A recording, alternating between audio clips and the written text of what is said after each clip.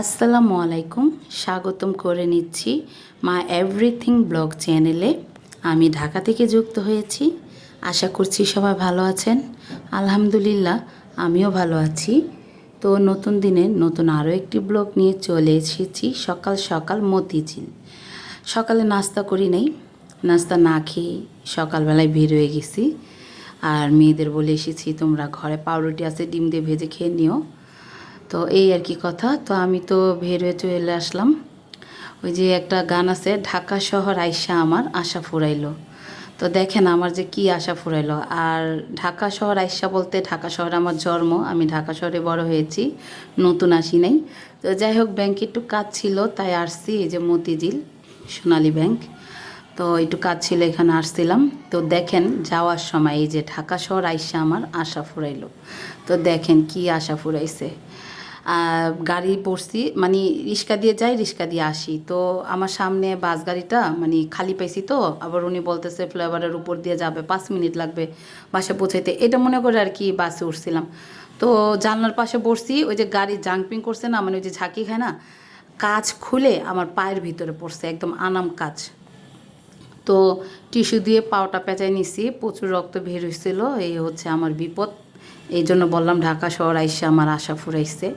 আর এই যে দেখেন, গাড়ি থেকে এলাকায় এসে মেয়েকে ফোন দিছি যে বাসায় কি নাস্তা খাওয়ার মতন কিছু আছে। তো ওরা বলতেছে না, নানু তো সকালবেলা তুমি যাবার পর গরুর মাংস, খিচুড়ি আর ডিম দিছে, আমরা ওইগুলো নাস্তা খেয়ে নিছি, আমরা নাস্তা বানাই নাই, তোমার জন্য কিছু নিয়ে এসো। তো আমি আমার জন্য ওই যে বিরিয়ানি মুরগি দিয়ে নিয়ে নিলাম। তো এই যে বাসায় আসছি, দেখেন মেয়েরা কান্না করতে করতে শেষ।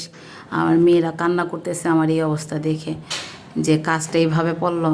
তো যাই হোক, রাখে আল্লাহ মা রেখে, আল্লাহ রক্ষা করছে। আমি না থাকলে দুইটা মেয়ে কে পালতো, কে দেখতো। তো যাই হোক, এই যে পাওটা একটু আপনাদের দেখালাম, কাটছে যে বেশি কিছু হয় নাই, অল্পতে সেরে গেছে। আলহামদুলিল্লাহ, আল্লাহর কাছে শুক্রিয়া যে বেশি কিছু হয়নি। এই যে দেখেন আমার বাস্তি, ওরা দুই বোন স্কুলের জন্য রেডি হয়েছে। তো আমাকে খাবারটা বেড়ে দিচ্ছে যেন আমি খেতে পারি, কারণ এখন বাজে আপনার 12টা। ওরা স্কুলে বের হয় 12টা 10-15-তে। তো এখন 12টা বাজে। তো আমি কি খাবো, নাস্তাও ছিল না। তো এই জন্য বিরিয়ানি নিয়ে আসছিলাম।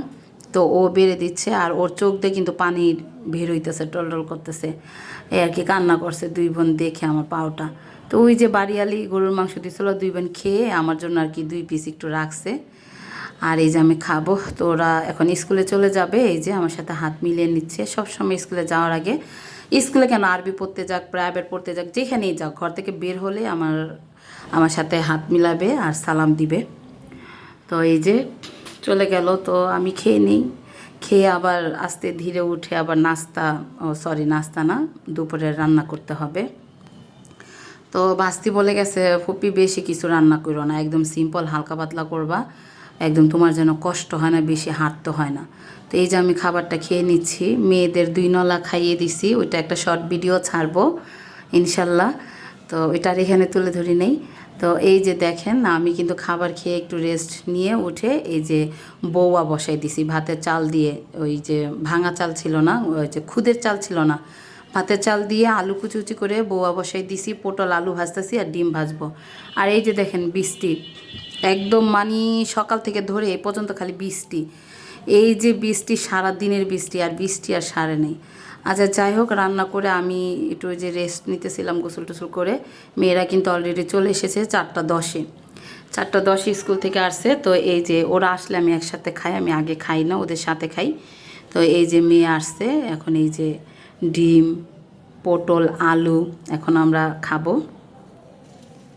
তো খেয়ে 4:30টার দিকে তো খেতে বসছি। এটা সব সময় দুপুরবেলা খেতে পারি না, দুপুরে রান্না করি ঠিকই, মেয়েরা আসলে খাই। তো এটা হচ্ছে এই যে 5টার দিকে, মানে ওই যে এত বৃষ্টি হয়েছে, ভাবলাম একটু তুলে ধরি।